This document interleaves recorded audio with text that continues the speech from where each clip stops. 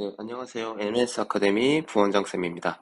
자, 오늘은 2022학년도 3학년 1학기 기말고사 청계 중3 시험지를 분석해 보도록 하겠습니다. 자, 일단 오늘 이제 청계 중3 이제 분석을 이제 시작을 할 텐데요. 자, 일단 이제 청계 중3은 이제 다른 학교와 마찬가지로 이제 총 25문제가 출제되었고, 자, 그중에서 객관식이 전부 다 100%다 객관식이었습니다. 그래서 객관식 배점이 100점으로 됐고 서술형 문항은 이제 출제가 안 됐습니다. 자, 그래서 이제 서술형이 출제가 안 됐기 때문에 이제 가채점 점수가 이제 곧 자기 점수랑 이제 거의 이제 똑같겠죠. 서술형으로 감점될 요소가 없었습니다. 자, 이제 단원별 출제 문항수인데요. 자, 일단은 2차 방정식의 풀이와 활용 단원을 보면 이제 총 12문제가 출제가 됐고요. 자, 그 다음에 2차 함수 단원에서도 그래프부터 활용까지 총 13문제가 출제되었기 때문에 2차 방정식에서 12문제, 2차 함수에서 13문제 골고루 이제 나눠서 출제가 되었습니다. 자, 문항별 난이도 분석입니다. 자, 문항별 상세 분석, 이제 단원별로 선생님이 이제 난이도와 배점을 쭉 올려놨는데, 이거는 이제 학원 블로그에 가면 자세하게 볼 수 있기 때문에 학원 블로그를 참고하셔서 여러분들이 봤던 시험지를 좀 분석해 주시면 되겠고요. 자, 일단은 이제 청계 중3 시험은 상문제는 없었습니다. 상문제는 없었고 25문제 중에 중상만 4문제 있었고요.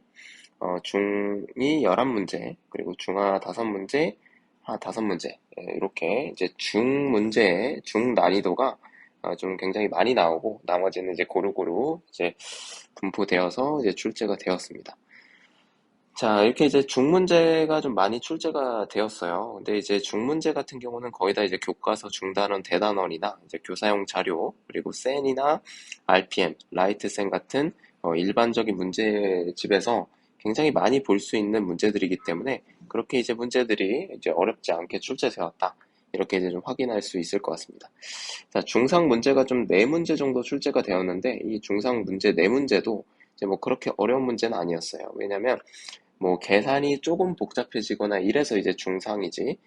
이 활용 문제여도 이 활용을 이제 풀어나가는 해법을 찾아내는 것들이 좀 어렵지 않았기 때문에 난이도는 중상으로 표시를 했지만 중에서 조금 어렵다, 좀 계산이 좀 많이 들어갔다, 뭐 이 정도로 이제 판단하시면 될 것 같습니다. 그래서 선생님은 청계 중에 이번 시험의 난이도를 전체적인 난이도를 중으로 판단을 했습니다.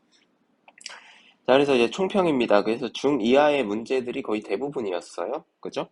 하에서 중이 거의 대부분이었기 때문에 기본 유형들을 충분히 숙지하였으면 크게 어려움이 없는 시험이었습니다. 그리고 나올 만한 것들은 이제 거의 다 나왔죠. 그리고 대표 유형에서도 이제 특이한 유형이 있다기보다는 우리가 많이 볼 수 있는 유형들로 충분히 출제가 되었기 때문에 그렇게 어렵지 않은 문제였던 것 같습니다.